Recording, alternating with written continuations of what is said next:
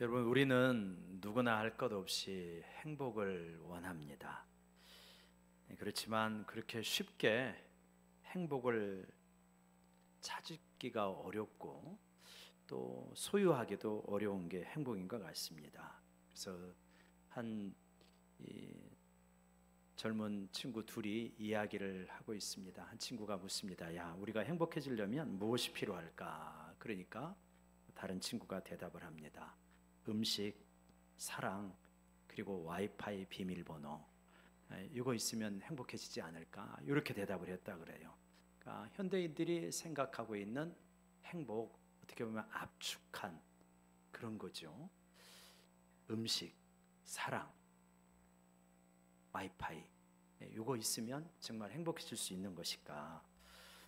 우리가 그것만이 아닐 것이다라고 다 대부분 느끼게 되어지죠. 어떻게 하면 우리가 참 내 깊은 자아가 만족할 수 있는 그런 행복에 이룰 수 있을 것인가? 그리고 그런 사람을 또 이렇게 만날 수 있을 것인가? 우리가 나는 그렇다 하더라도 내 주변에 정말 그런 사람이 있는가? 이렇게 가만히 생각해보고 이렇게 주변을 관찰해보면 그런 사람이 바로 여기 있구나, 이렇게 많구나. 이것도 그렇게 쉽지가 않은 것 같아요. 만약에 차가 문제가 있다면 이 차를 만든 회사에 이 문제를 의뢰하면 가장 쉽게 빠르게 해결을 하지 않습니까? 마찬가지로 인생에 뭔가 행복의 문제가 있다면 도대체 이 인생을 만든 분, 그리고 이 우주를 만든 분에게 물어본다면 참 행복에 이르는 길이 정확하게 빠르게 주어질 수 있습니다.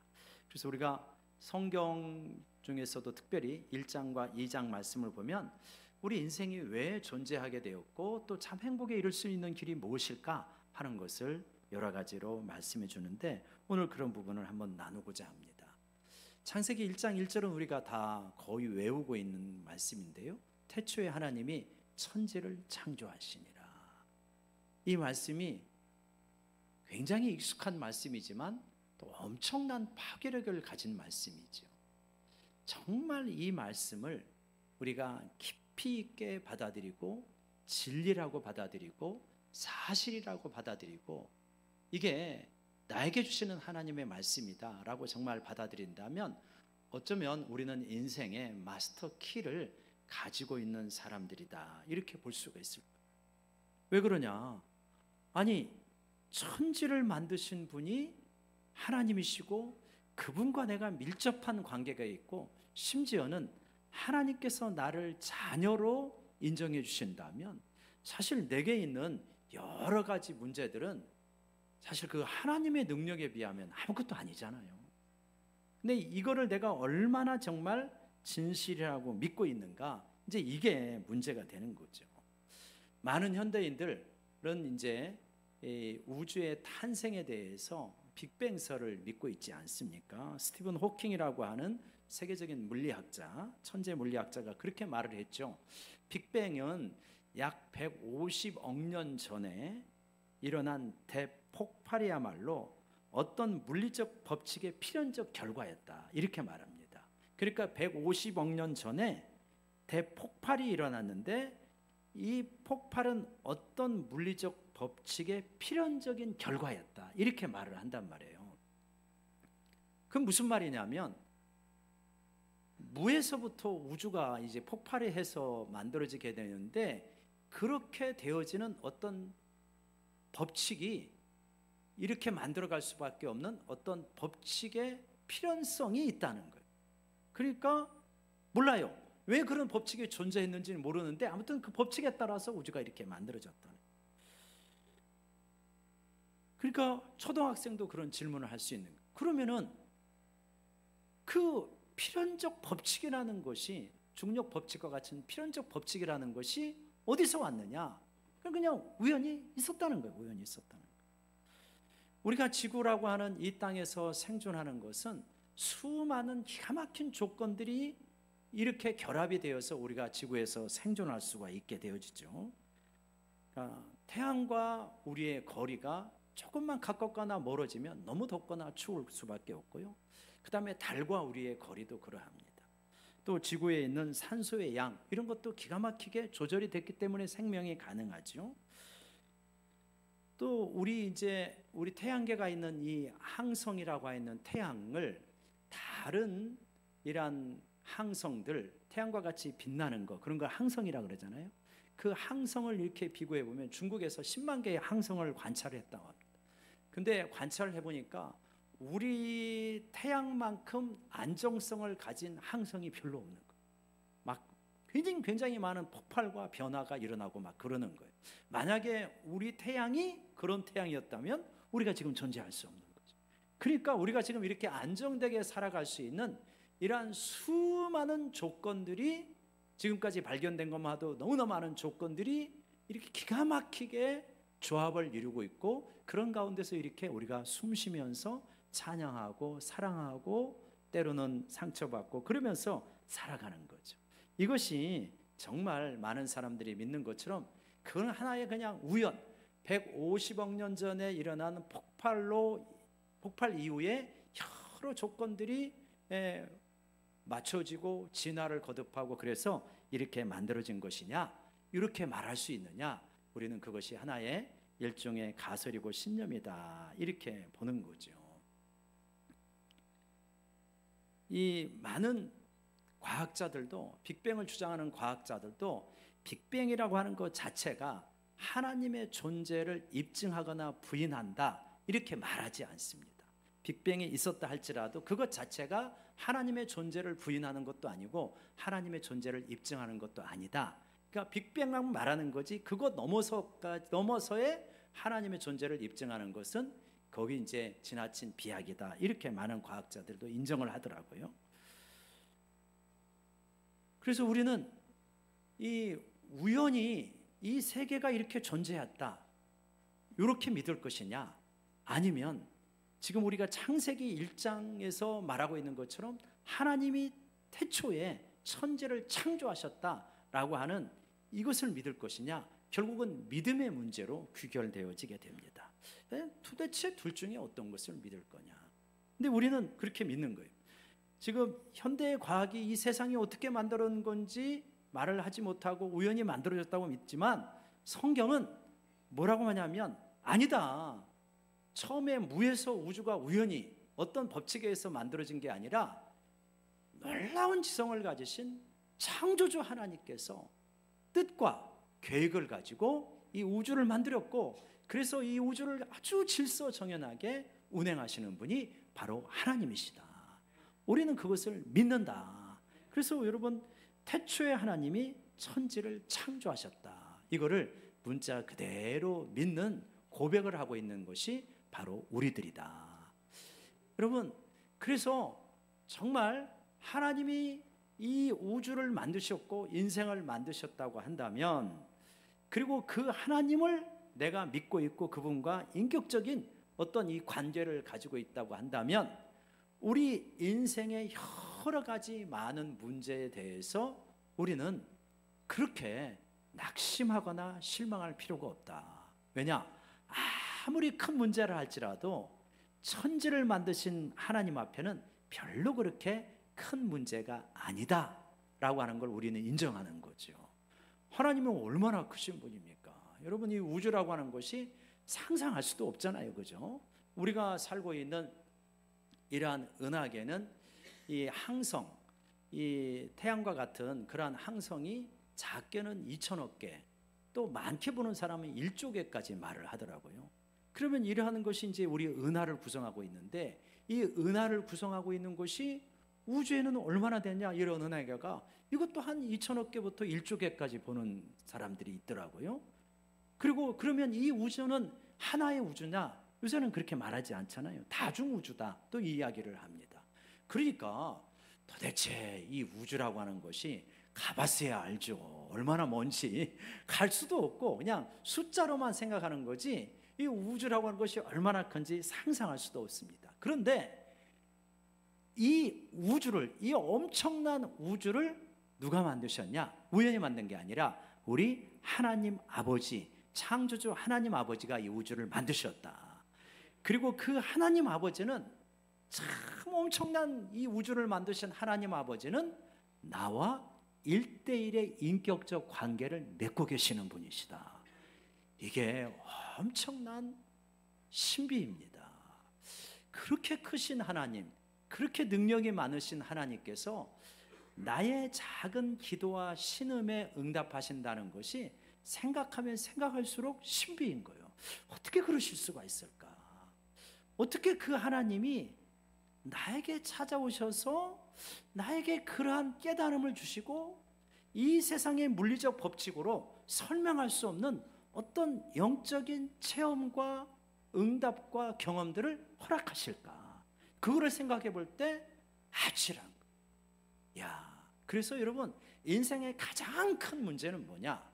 지금 먹고 살고 어떻게 취업을 하고 어떻게 결혼을 하고 어떻게 또 이렇게 행복하게 살아가고 그 이전에 가장 근본적인 문제는 뭐냐?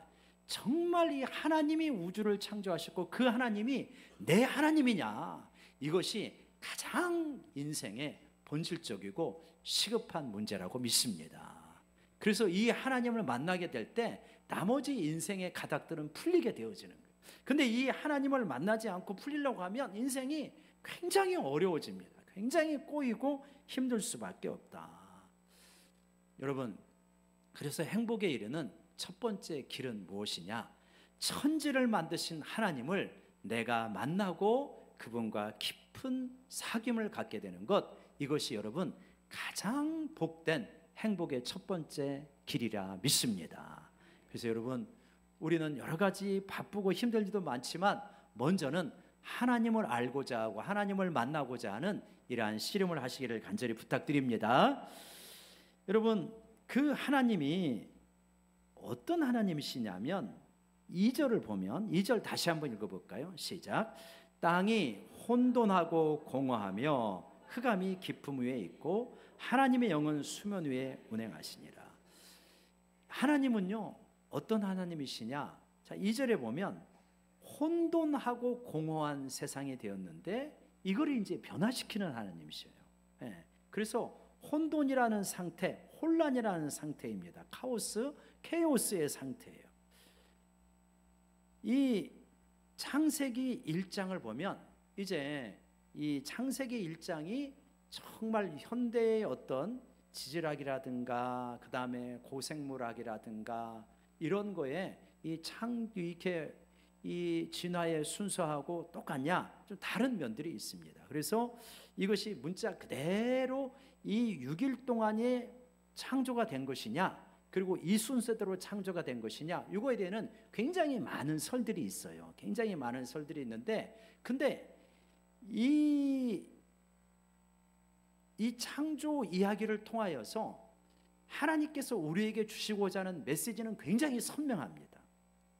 굉장히 선명한데 창조 얘기를 쭉 보면은요, 뭐냐면 7일 동안에 창조가 되어지는데 이 7일 동안에 6일 동안에 창조하고 7일째는 하나님이 안식을 하십니다.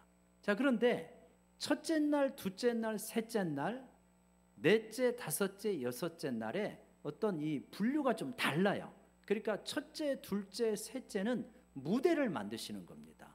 넷째, 다섯째, 여섯째는 그 무대 위에 무엇인가를 채우시는 형태로 되어 있어요. 이 하나님 뭐냐면 혼돈 속에 질서를 부여하시는 분이 하나님이세요. 첫째 날 뭘 만드십니까? 빛이라고 하는 무대를 만드셔요. 둘째 날 뭘 만드세요? 둘째 날 보게 되면 궁창을 만들고 물 위에, 이 궁창 위의 물과 궁창 아래의 물을 만드십니다. 셋째 날 땅과 바다를 만드셔요. 그죠? 이렇게 되어 있어요. 그리고 넷째, 다섯째, 여섯째 날에 그거를 채워되는데 첫째 날에 빛을 만드셨다고 했잖아요. 빛이라고 하는 무대를 만드셨는데 그 빛의 내용물인 태양, 달, 별이 드러나게 되었죠. 제가 드러난다고 표현을 했어요. 이게 이제 어떻게 사람들이 궁금해하는 거예요. 아니 첫째 날에는 24시간이 맞나? 이거 이제 여러 가지 설이 있어요.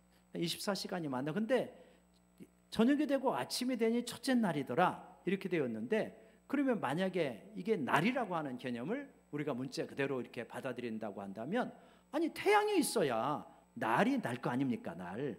그러니까 이제 이거에 대해서 어떤 분들은 어떻게 설명을 하냐면, 이 지구가 있었는데 거대한 이 수증기 덩어리가 지구를 둘러싸고 있어서 태양과 달과 별이 있었지만 이것이 가려졌다. 이걸 이렇게 이제 표현하기도 해요.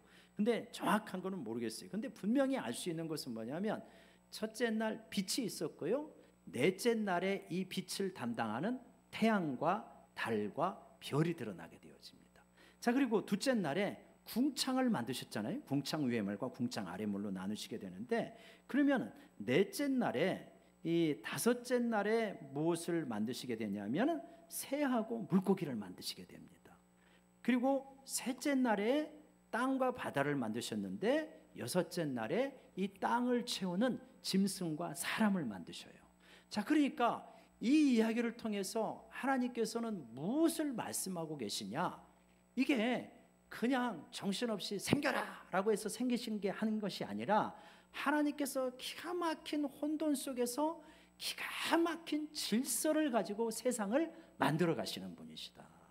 그래서 여러분, 우리가 조금만 과학적인 안목을 가지고 이 세상을 관찰해 보면 얼마나 세상이 질서가 있는지 몰라요. 잠자리 한 마리의 눈을 보더라도 기가 막힌 잠자리 눈이 있잖아요. 그렇죠? 잠자리 눈이 얼마나 기가 막힌지 몰라요. 우리 눈이 얼마나 신비한지 모릅니다. 우리 들어오는 정보들을 어떻게 우리 머릿속에는 그렇게 기억을 할까요? 기가 막힙니다. 저는 단순해서 그런가 가장 신비한 것 중에 하나가, 배가 고플 때 밥을 먹으면 왜 에너지가 생길까? 그게 너무 신기해요. 배가 막 고파가지고 배고파. 그런데 먹는 순간에 허기가 지면서 힘이 솟는 거. 야, 우리가 그걸 모르잖아요. 밥이 들어가서 어떻게 씹히고 무슨 효소가 나와가지고 소화가 돼가지고 에너지가 되고, 피를 통해서 에너지가 공급이 되고 포도당이 되고 또 나머지는 또 배설물이 되고, 그걸 다 몰라도 먹는 순간 에너지를 탁 얻게 되어지고 살아갈 수 있는 거. 기가 막힌 질서가 이 우주 속에 얼마나 많은 질서가 숨겨져 있는지 몰라요. 그러니까 하나님은 어떤 분이시냐? 혼돈 속에 질서를 부여하시는 분이 하나님이시다. 하나님은 질서의 하나님이시에요. 여러분, 그래서요, 이 창조주 하나님을 만나게 되면 우리 삶이 어떤 것이 되냐면 질서가 생기게 되어집니다. 사람들이 질서가 없으면요, 여러분 한번 보세요. 만약에 차가 이렇게 많이 다니는데 신호등이 없다고 생각해 보세요. 얼마나 많은 사고가 나겠습니까? 신호등이라고 하는 질서가 있기 때문에 사고가 안 나는 거예요. 이 세상이 왜 이렇게 혼란스럽습니까? 혼란스러운 것은 이 질서가 없고 자기 욕심을 따라서 막 살아가니까, 그러니까 막 혼란스러운 거예요.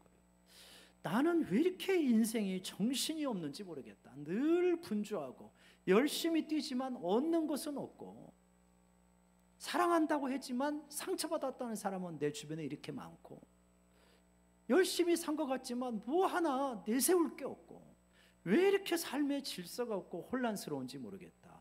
왜 그런 겁니까? 왜 그런 거예요? 에? 정말 창조주 하나님을 온전하게 내 마음속에 받아들이고 그분의 말씀의 원리대로 살아가게 되면 삶은 자연스럽게 질서가 잡히게 되어 있다. 그래서 하나님, 예수님께서는 이렇게 말씀하셨어요. 너희는 여러 가지 너무 걱정하지 말아라. 먼저 그의 나라와 그의 의를 구하라. 그러면 이 모든 것이 질서 있게 너희의 삶 속에 장착이 되어지고 구비가 되어질 것이다. 여러분, 하나님은 어떤 하나님이시냐? 혼란과 혼돈 속에 질서를 부여하시는 하나님이시다. 여러분, 내 삶이 너무 어수선하고 정돈이 안 되고 분주하기만 하고 열매는 없습니까? 하나님을 깊이 만나시고 하나님의 말씀과 다스림대로 살아가게 된다면 여러분, 혼란한 삶 속에 질서가 잘 생기게 되는 역사가 일어날 것입니다. 그러면서 마음이 좀 평화로워져요. 혼란스러우니까, 삶이 너무 복잡하고 혼란스러우니까 어수선하고 정신이 없는 거예요. 하나님의 다스림을 받으면 굉장히 차분해지고, 그리고 정돈이 되어집니다. 제가 휴가를 가가지고 이제 가족들하고 있는데 저는 뭐 가족들하고 휴가를 가서 좋았던 시간도 있었지만 정말 좀 좋았던 시간은 언제냐면 이제 새벽에 일어나서 이제 제가 경건서적을 가지고 하루는 공원에 나가고 하루는 로비에 나가고 그래가지고 그 말씀을 읽고 묵상하고 암송하고 기도하고 전날의 일정을 하나님 앞에 아뢰고 오늘의 일정을 하나님께 고백하면서 그러면서 이제 쭉 이렇게 그런 생각을 가졌는데 저 개인적으로는 굉장히 행복한 시간이더라고요. 우리가 왜 아침에 그런 시간을 가져야 되는가? 그런 시간을 갖게 되어지면요, 삶에 무엇이 생기냐면 질서가 생기게 돼요. 삶의 질서가 생기면서 오늘 하루를 어떤 마음으로 어떻게 살아가야 될까 하나님께서 정돈해 주십니다. 그냥 바쁘다고 막 분주하게 뛰어나가시잖아요. 그러면은 다들 지금 정신없는 사람들이 살아가고 있는 이 세상에서 우리까지 정신이 없으면서 그냥 뭐가 뭔지 그냥 분주하기만 하고 열매도 없고 마음속에 기쁨과 평화도 없고 행복은 멀리 있는 것 같고 어수선하고 정신이 없습니다. 그러나 먼저 하나님의 나라와 의를 구하고 하나님께 내 삶을 아뢰면서 하나님의 통치를 받으면 삶이 정돈이 되어지고 질서가 있고 자연스럽게 잔잔한 행복이 밀려오게 되어집니다. 여러분, 이 혼란한 가운데서 하나님을 만나게 될 때 질서가 있어지는 이 평탄한 좀 정돈된 그런 삶을 살기를 원합니다. 이제 그때 좀 이렇게 잔잔한 행복이 밀려와요. 그 두 번째 보면 2절에 보면 혼돈을 이야기했잖아요. 그 다음에 공허를 말합니다. 그죠? 공허한 거예요. 비어 있습니다. 여러분 어떠세요? 제가 볼 때는 많은 현대인들은 굉장히 공허합니다. 뭐가 채워져 있질 않아요. 내면이. 왜 그렇게 먹방을 많이 할까? 이게 공허해서 그런 것 같아요. 그래서 제가 AI로 찾아봤더니 공허에 대한 유머를 알려줘봐 그랬더니 공허를 채우려고 많이 먹었더니 뱃살만 충만해졌네, 뭐 이런 게 나오더라고요. 왜 이렇게 먹방을 많이 하고 많이 볼까? 공허해서 그래요. 이 마음속에 비어있어. 뭔가 알맹이가 없어. 그러니까 자꾸 육체만 살아나는 거예요. 이 사람들이 공허하니까 가만히 있지를 못해요. 그리고 조금만 시간이 나면은 깊이 묵상하고 생각하고 무엇인가 의미 있는 것들을 잊고 그런 게 아니라 다 스마트폰에, 그죠? 이 스마트폰에 집중을 합니다. 속이 뭔가 알맹이가 없어요. 다 부평초처럼 이렇게 떠돌아다니는 그러한 심령인 것 같아요. 그럼 왜 이렇게 공허하냐? 뭔가 우리가 가진 것이 부족해서 공허한 게 아니지 않습니까? 굉장히 많이들 가지고 있잖아요. 근데도 공허해요. 왜 그러냐? 세상 것으로 채워지면 이거는 우리 마음은 세상 것으로 그 공허를 달랠 수가 없게 되어 있습니다. 잠깐은 달래지지만 이내에 공허해질 수밖에 없는 거예요. 더 많은 걸 소유하면 채워질까? 안 그렇잖아요. 우리가 더 좋은 차, 더 좋은 아파트 가봤잖아요. 그랬더니 잠깐 동안은 만족해 있지만 별거 없어요. 더 높은 지위 가봤지만 별거 없어요. 더 좋은 직업 가져봤지만 별거 없어요. 그렇게 되어 있습니다. 근데 예수님께서는 우리에게 가르쳐 주세요. 진짜 공허하지 않고 꽉 차지는 게 있다는 거예요. 그 꽉 차지는 삶이 뭐냐면 천국의 삶이라는 거예요. 그리고 그 천국의 삶은 어떻게 누릴 수 있느냐? 예수님이 말씀하셨습니다. 한번 같이 암송할까요? 시작. 심령이 가난한 자는 복이 있나니 천국이 그들의 것이며. 천국을 누리고 있는 사람은 공허하지 않습니다. 천국을 누리지 않으니까 공허한 거예요. 근데 천국은 어떻게 누리느냐? 심령이 가난한 자는 복이 있나니 천국이 그들의 것이다. 심령이 가난할 때 그때 하나님의 음성이 잘 들립니다. 하나님의 임재감이 깊이 있게 느껴집니다. 그러면서 하나님과의 깊은 사귐이 있어지면요, 이게 표현이 그런데 아마 이렇게 제가 표현하는 것을 동의하시는 분이 많을 거예요.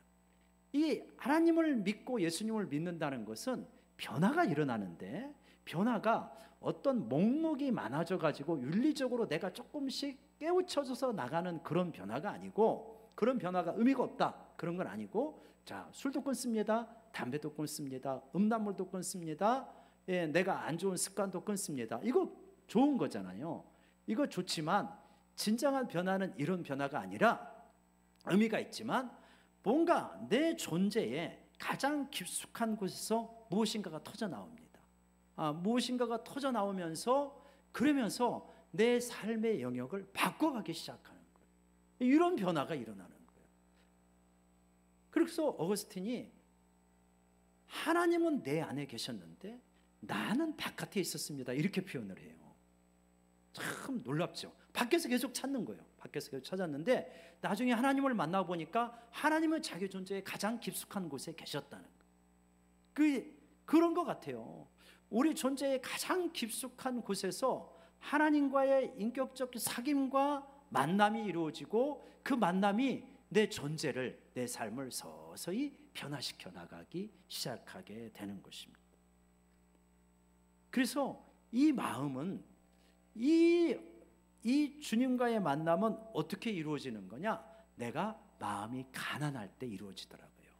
내가 하나님을 많이 의지하게 될 때. 그러니까 우리가 마음이 가난한 자가 복이 있는데, 뒤집어서 말하면 마음이 부한 자는 복이 없는 거잖아요. 마음이 부하다는 것은 뭡니까? 세상 것으로 가득 찬 것. 하나님을 별로 의지하지 않아도 되는 삶입니다. 하나님을 별로 의지하지 않고 내 힘으로 세상 것으로 계속 채워가면서 살아가게 될 때는 천국이 안 잡히고, 그러면서 마음속에 뭐가 가득 차냐면 공허가 찬다는 거예요. 공허가. 그런데 하나님을 많이 의지하게 될 때는, 그러면은 천국이 내 속에 임하게 되어진다는 거예요. 여러분, 하나님은 공허를 채우시는 분이 우리 하나님이시다. 여러분, 내 삶 속에 빈 거를 채워주는 것을 기뻐하시는 분이 하나님이시라는 걸 믿으시기 바랍니다. 그래서 삶이 공허하신 분 있죠. 나는 분명히 교회를 나오고 예수님을 믿는데 왜 이렇게 삶이 공허할까? 제 경험이나 제가 관찰한 바에 의하면, 또 말씀에 의하면 정해져 있어요. 하나님으로 채워져 있지 않아요. 내 내면이 세상 것으로 많이 채워져 있어요. 그것만 자꾸 채우려고. 하나님 믿는 것도 하나님 믿어서 세상 것 더 많이 채우려고 해요. 그러면은 공허하게 돼 있어요. 이상하게 공허하게 돼 있어요. 그런데 하나님으로 채우려고 하면, 하나님과의 깊은 사귐을 가지려고 하면은, 이것이 조금 덜해도, 세상 것들이 좀 덜해도 이상하게 내 내면이 풍성해지기 시작합니다. 자연스럽게 행복이 밀려오기 시작해요. 그래서 여러분, 내 내면 속의 공허를 세상 것으로 채우려고 하는 것이 아니라 하나님으로 채우려고 씨름하는 우리 모두가 되기를 원합니다.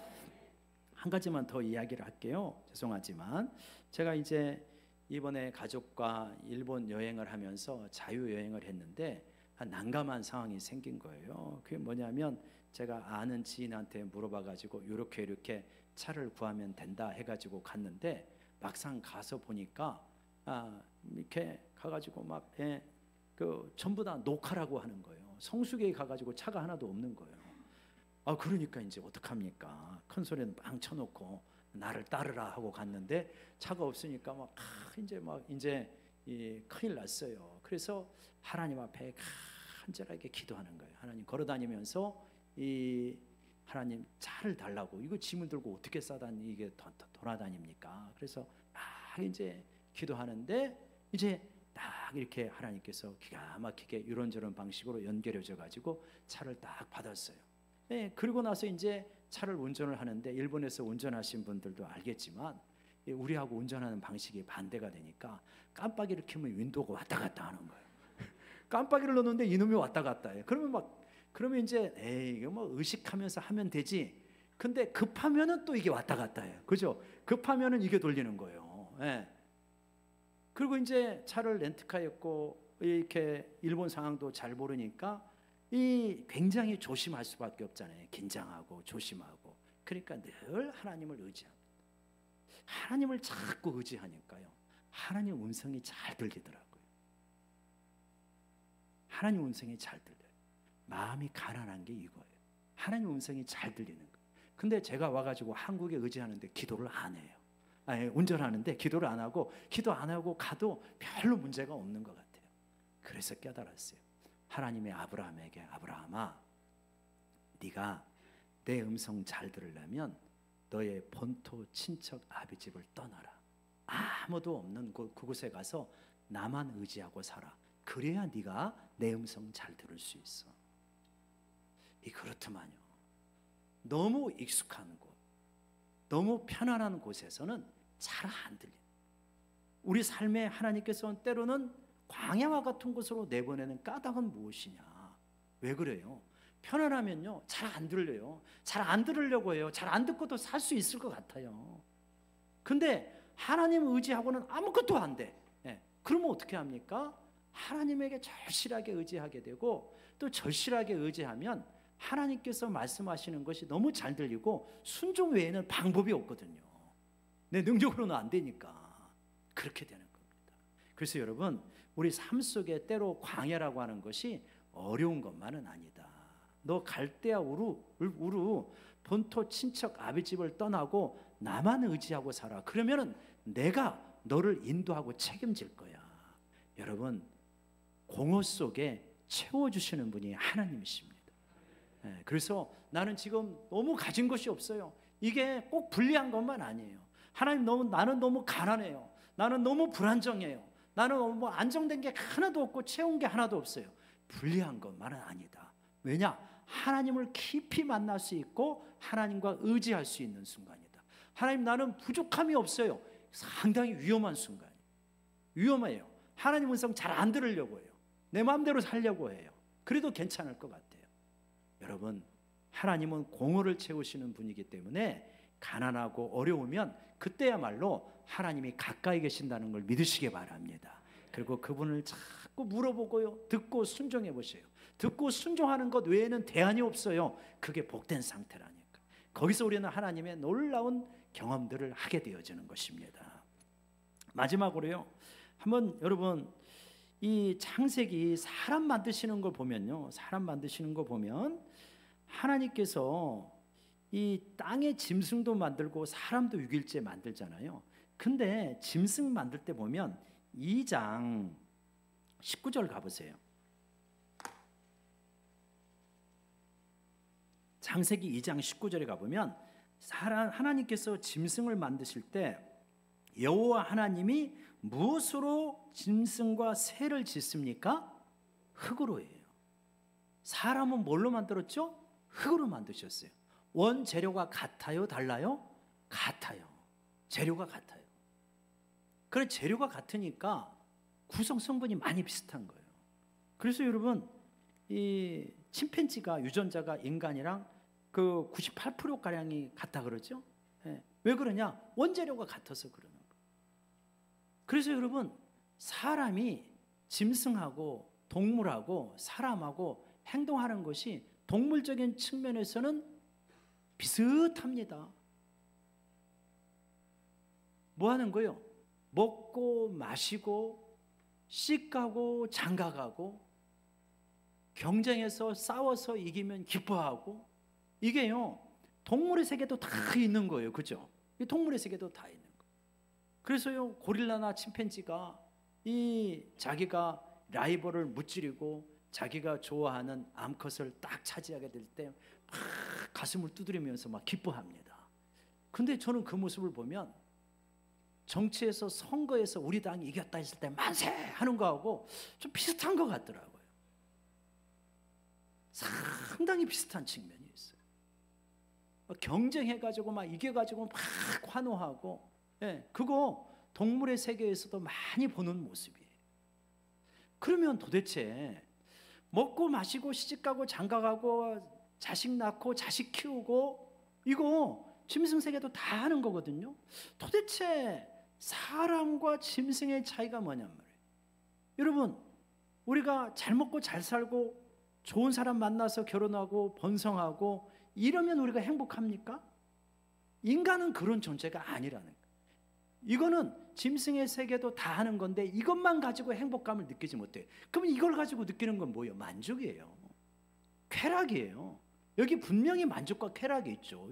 이거 하찮은 거 아니죠. 우리가 육체를 가지고 있는데 너무 소중한 부분이죠. 그러나 이것이 참 행복은 아니다. 참 행복은 그거 위에 뭔가가 있어요. 짐승과 사람의 차이가 있습니다. 세 가지가 있어요. 세 가지가 있는데 뭐냐? 첫 번째 뭐냐면, 동물은 하나님께서 그냥 만드셨지만, 하나님의 생각으로 만드셨지만, 사람은 하나님의 형상대로 만듭니다. 하나님의 형상대로 만들었기 때문에 하나님의 형상을 따라서 살아가야 진정한 행복이 있는 것입니다. 그러면 하나님의 형상이라는 게 뭐예요? 지난주에 공동체성이라고 말했잖아요. 또 하나의 유력한 형상에 대한 이론은 뭐냐면 하나님의 인격성이에요.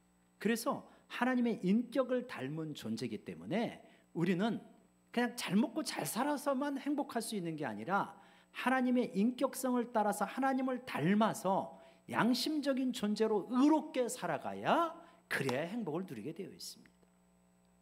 공동체를 사랑하고 서로를 사랑하고 아끼고 양심을 따라 살아가고 의롭게 살아가야 그래야 마음속에 자부심이 생기면서 행복을 누리게 되어 있는 거지, 잘 먹고 잘 살고 경쟁에서 이기고 그리고 약한 자를 핍박하고 그러면서 나는 정말 행복하고 만족한다. 여러분, 우리 양심이 그걸 인정하지 않았기 때문에 그런 사람은 능력 있는 사람이라고 말하지 위대한 사람이라고 말하지 않아요. 그러죠? 위대한 사람이라고 말하는 것은 양심을 따라 공동체를 선하게 만든 사람을 위대한 사람이라고 말하지, 저 사람은 능력 있어서 잘 먹고 잘 사네, 성공한 사람이네 라고 하지 위대하다고는 안 하잖아요. 그러니까 참 행복은 어디 있냐? 하나님의 형상을 따라서 우리 양심을 따라 의롭게 살아가고 공동체를 선하게 만들어가는, 자기가 속한 가족, 사회, 집단 이런 거를 선하게 만들어가는 사람을, 그런 사람이 훌륭한 사람이고 그런 사람에게 참 행복이 찾아오게 되어집니다. 두 번째로 뭐냐면, 하나님께서, 여러분 보세요, 이 2장 7절에 보면 여호와 하나님이 땅의 흙으로 사람을 지으시고 그 코에 뭘 불어넣습니까? 생기를 불어넣습니다. 짐승에는 생기를 불어넣지 않아요. 그냥 짐승은 만드시고 숨을 쉬게 하지만 하나님의 생명의 기운을 불어넣지 않죠. 근데 이게 뭐냐면, 이게 나중에 예수님께서 이 땅에 오셔서 십자가에 죽으시고 부활하셨을 때 제자들이 요한복음에 보면 이렇게 모여 있습니다. 그때 예수님께서 거기서 쫙 나타나셔요. 나타나신 다음에 뭐 하십니까? 숨을 내쉬며 후 하시고 뭐라고 그랬어요? 뭘 받으라? 성령을 받으라. 그러니까 그거나 이 장면이 연관되어 있는 거예요. 그게 뭐냐면, 사람은 언제 참다운 행복을 누리며 살아갈 수 있느냐? 동물적인 삶으로 만족할 수 있는 존재가 아니라 생기가, 하나님의 생기가 우리에게 들어올 때, 예수님이 부활하신 후에 말씀하신 것처럼 후 부르면서 성령이 충만하게 될 때 진정한 행복을 누리게 되어 있다. 아멘이십니까? 그래서 성령 충만하게 되면요, 행복하지 말라도 행복합니다. 그렇게 되어 있어요. 은혜 받으면요 그냥 저절로 행복해져요. 이렇게 우리에게 이 행복을 누리게 하시려고 하나님이 우리 만드셨네, 직관적으로 알게 되어집니다. 그래서 행복은 어디서 오느냐? 그렇게 성령을 받고 성령이 충만하게 되어질 때 존재의 목적인 행복을 직관적으로 알게 되고 체험하게 되는 것입니다. 마지막으로 세 번째, 동물과 사람이 다른 것은, 하나님께서는요 이 1장 27절 28절에 보면 사명을 주십니다. 땅을 정복하고 땅에 충만하고 번성하라고 이렇게 말씀하셔요. 이 세상을 다스리라는 거예요. 그래서 하나님께서 맡기신 사명을 감당하게 될 때 어떻게 되어지냐? 참 행복을 느끼게 되어집니다. 아무리요 부유하고 많은 것을 소유하고 있다 할지라도요, 내가 왜 이 땅에 살아가야 되고 내가 무엇을 해야 되는지 사명감이 없으면 공허합니다, 인생은.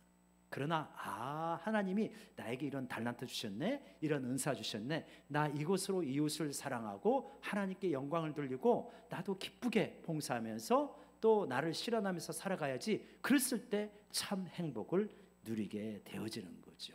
이러한 참 행복이 없으면 사람은요 계속해서 경쟁하려고 합니다. 우리가 살아가는 이 무한 경쟁에 이러한 신자유주의 체제가 얼마나 사람을 피폐하게 만듭니까? 얼마나 경쟁이 많고, 환경은 무한한 욕심 때문에 환경은 갈수록 파괴되어져 가고, 그래서 굉장히 공허하고 혼란스럽고, 이러할 때 여러분, 하나님을 믿는다고 하는 것은 정말 놀라운 것입니다.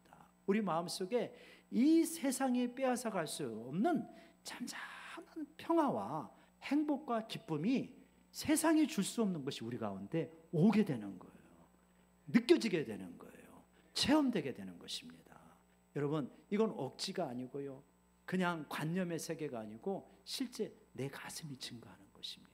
여러분, 이 행복을 다 누리시기를 바랍니다.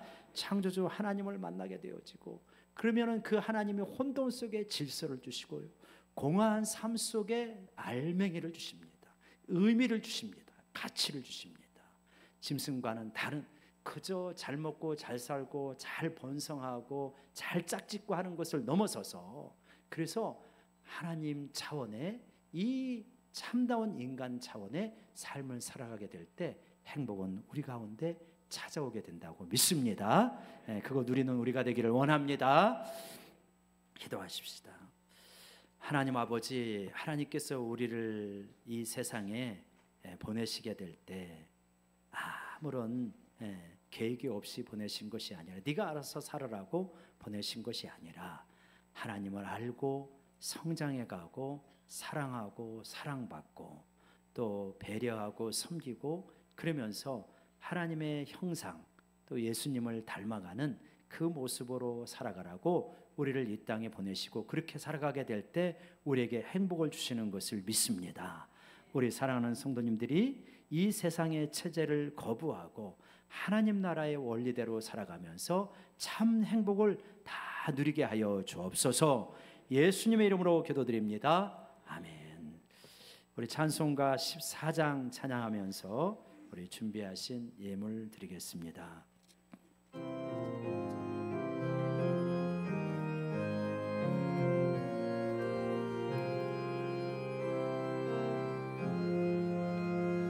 주리 하나님 하늘에 계시니 온천하 만민 주 앞에 찬송하네.